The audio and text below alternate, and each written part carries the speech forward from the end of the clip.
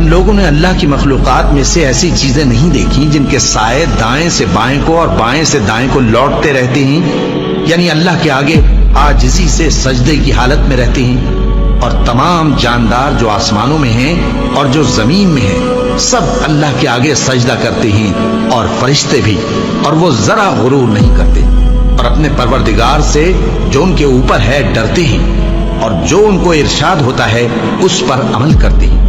اور اللہ نے فرمایا ہے کہ دو معبود نہ بناؤ، معبود تو وہی ایک ہے، سو اے بندو مجھی سے ڈرتے رہو۔ اور جو کچھ آسمانوں میں اور جو کچھ زمین میں ہے سب اسی کا ہے، اور اسی کی عبادت لازم ہے، تو تم اللہ کے سوا اوروں سے کیوں ڈرتے ہو؟